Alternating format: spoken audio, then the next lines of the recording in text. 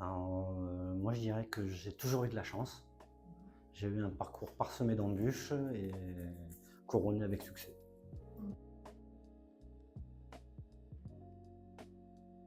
En 1974, ma mère est enceinte de moi et mon père est appelé à la guerre.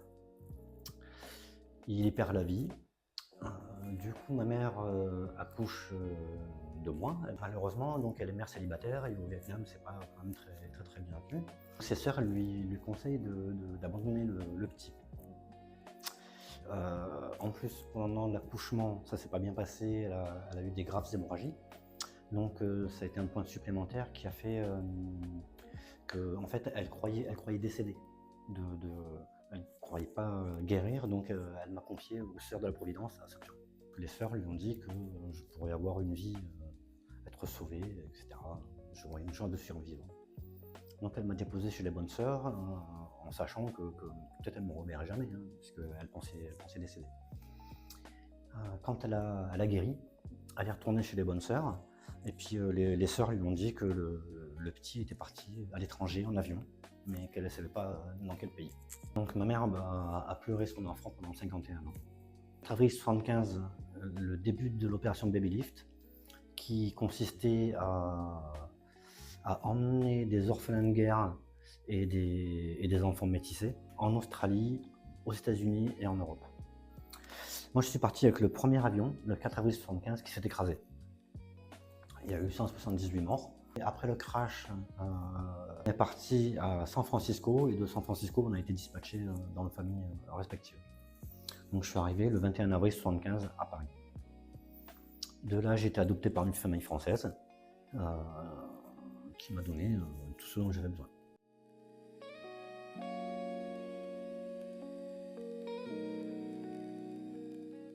Quand ma fille est née en 2001, j'ai eu besoin de lui transmettre quelque chose. De là, j'ai eu besoin de dire à ma fille qui j'étais, mais je ne le savais pas moi-même. Donc je suis venu au Vietnam en 2004 pour la première fois. Je suis allé à Sóc Trăng chercher mes origines, je suis allé voir la sœur qui m'avait recueilli. Manifestement, elle se souvenait de moi. Elle m'a parlé du Vietnam, des coutumes, de l'histoire, etc. Mais elle m'a dit surtout ne cherche rien sur ta famille, ne cherche rien sur ton passé parce qu'il n'y a rien à trouver. Tous les autres adoptés qui reviennent dans cet orphelinat, les bonnes sœurs, elles leur disent la même chose.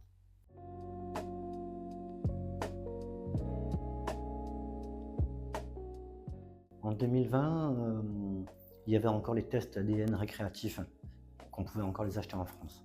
J'ai pu acheter un test MyHeritage. Et grâce à ce test, j'ai trouvé une cousine au second degré, mais qui habite à 100 km de chez nous. Étrangement, on a fait notre scolarité dans la même ville, donc on a dû se rencontrer, mais on ne s'était jamais vu.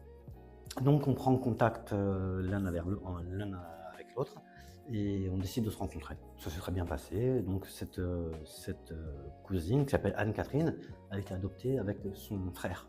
En novembre de l'année dernière, donc 2025, Anne-Catherine vient au Vietnam pour la première fois. Mais elle ne voulait pas chercher sa famille, parce que sur les papiers, c'était marqué que les parents étaient morts.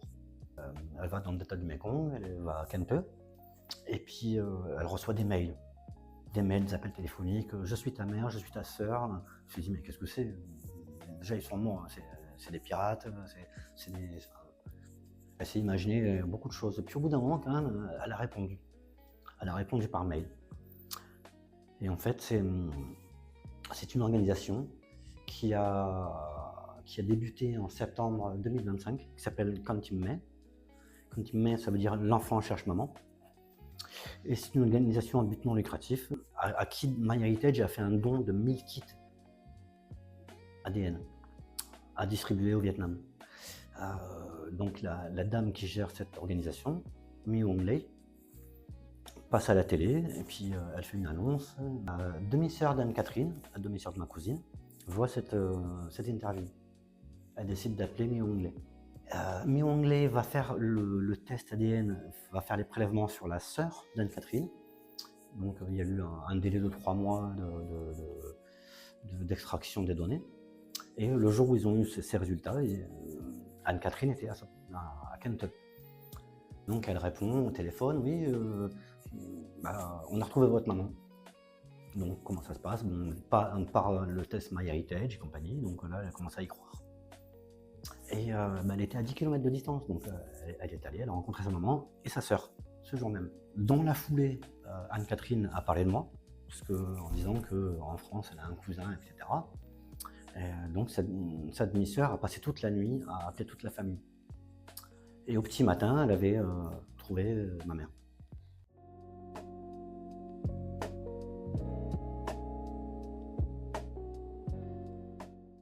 On est arrivé le 1er à Ségon, 1er janvier. Le samedi matin à 8h, on est parti avec le taxi, parce qu'on avait pris une voiture avec chauffeur et une traductrice. Et il y avait également un journaliste qui nous suivait, puisque depuis le départ, il y a un journaliste qui nous suit. On était dans la voiture et puis on était à 10 km d'arriver chez ma mère, lorsque j'ai reçu un message de la dame de l'organisation Counting May, qui me dit que le test est positif. Donc on était à 10 km de chez ma mère lorsqu'on reçoit ce message. C'est qu'on a eu ça juste avant d'arriver, parce que moi je pensais qu'on l'aurait jamais, qu'on l'aurait qu'en février, et que bah, voilà. Donc quand on est arrivé dans la famille, on a été reçus, mais je ne m'attendais pas à un tel accueil. Il y avait En fait, ma mère est d'une fratrie de 9. Toutes les sœurs étaient là. Toutes les sœurs étaient là avec chacune leur smartphone, en direct avec leur enfant qui est aux États-Unis, ou au Canada, ou en Australie. Enfin, donc on a été vraiment super bien accueillis. Et je m'attendais vraiment pas à ça. En fait, je m'attendais à rien pour pas être déçu. Mais là, c'était vraiment un super accueil, quoi. Ça a été un moment très lourd en émotions où j'avais pas les mots, en fait. Et donc ça s'est très bien passé. Et suite à ça, on a passé 3 semaines ensemble après.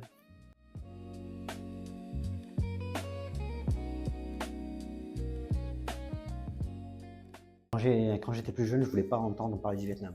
J'aurais préféré être blanc. Parce que dans une famille de blonds aux yeux bleus,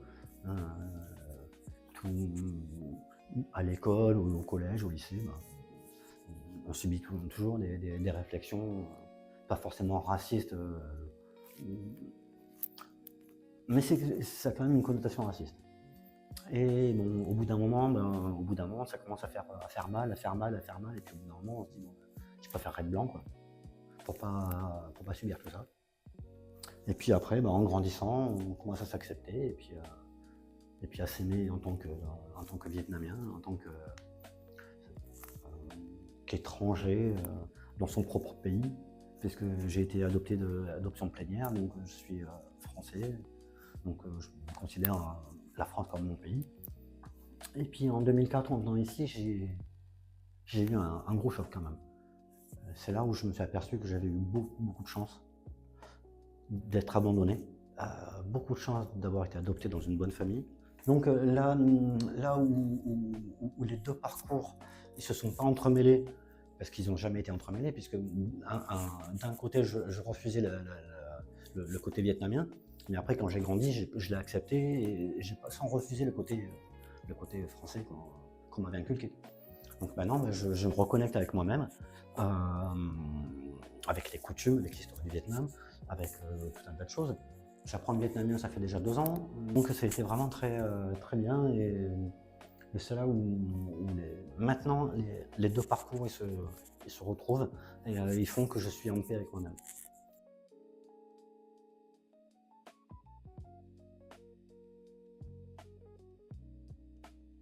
Alors ça, c'était pas difficile à cacher.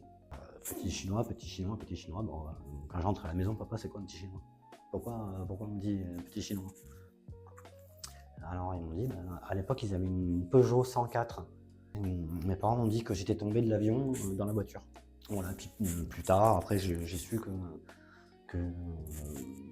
en fait, à l'âge de 5 ans déjà, on commençait à faire des examens médicaux, puisque c'était un avion de l'armée américaine qui s'est écrasé. Donc les familles ont porté plainte, etc. Donc les États-Unis ont suivi les survivants jusqu'à l'âge de 18 ans, en faisant des examens médicaux 2 fois par an. Donc il y en a eu en France, il y en a eu aux États-Unis, C'est comme ça qu'on s'est créé une petite communauté avec certains survivants qui sont en France, avec qui maintenant on est une famille, quoi.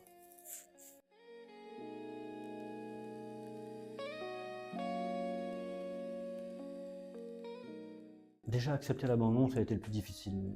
En fait, c'est quand je suis venu au Vietnam la première fois que j'ai compris et que j'ai pardonné. Parce qu'en fait, il y avait ça, c'était très lourd. C'était très lourd à porter. Donc j'ai enfin pu pardonner et c'est ce qui a permis que je retrouve ma maman dans de bonnes conditions.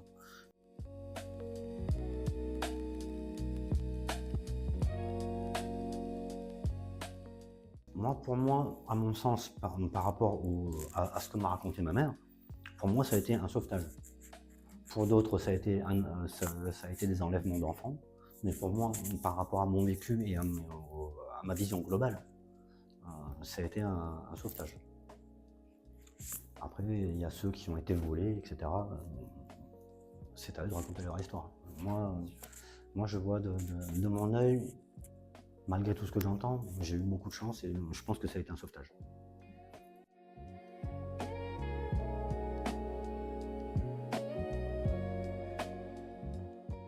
J'ai posé le pied au Vietnam, j'étais très en colère. Quand j'ai posé le premier pas au Vietnam, j'étais très en colère. C'était à Hanoï. Déjà, j'avais beaucoup de colère et de fureur intérieure. Et je suis tombé sur des faux taxis qui ont essayé de me braquer. Donc ça s'est pas bien passé. Ensuite, d'avoir rencontré Sœur Sylvie, ça m'a un petit peu apaisé. De connaître l'histoire du Vietnam, etc., ça m'a aussi apaisé. Ça m'a permis de me dire aussi que voilà, j'ai eu beaucoup de chance. Donc de là, j'ai commencé à m'apaiser. Mais la première fois que je suis arrivé au Vietnam, j'étais en plein conflit intérieur. J'étais pas serein, j'étais pas en paix avec moi. Maintenant, on revient chaque année. Je crois que ça fait 5 ans. Et chaque année qu'on revient, je me sens un peu plus à la maison.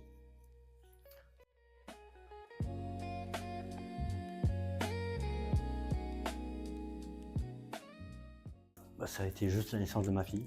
Il y a aussi, je pense, quand on a voulu se marier, je disais à Virginie que moi je voulais me marier au Vietnam. Donc cette recherche de nationalité, pas que de parentalité, hein.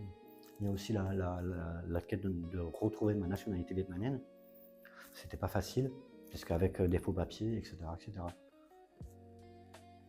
Donc je pense que j'étais en conflit par rapport à ça, mais maintenant je cherche plus d'avoir le passeport. C'est plus mon objectif. J'ai retrouvé mes parents. Peu importe que j'ai un faux nom, mon vrai nom, peu importe, j'ai mes parents.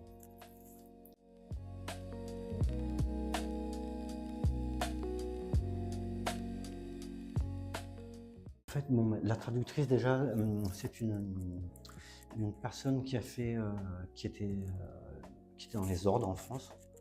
Donc elle a fait, c'est une Vietnamienne hein, qui est rentrée dans la vie monastique, qui est devenue sœur et qui a fait ses ordres en France. Donc elle a appris le français, elle a passé son bac, elle a beaucoup étudié. Et elle a arrêté la vie monastique et puis elle est revenue au Vietnam. Elle aide beaucoup d'adoptés en fait. Elle fait beaucoup de traductrices pour les personnes qui sont en recherche de leurs parents. Donc elle connaît la sensibilité déjà française et puis la sensibilité vietnamienne. Les choses à dire, comment les dire, ne pas dire, etc.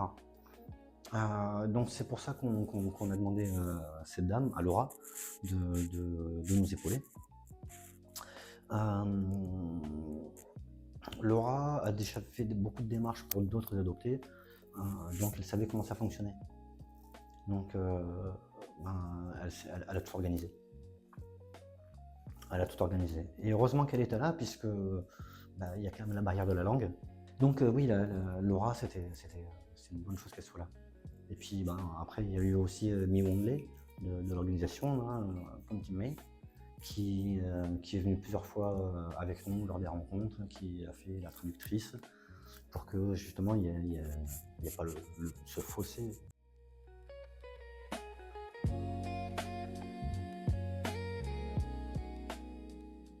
Ne pas baisser les bras, tout est possible.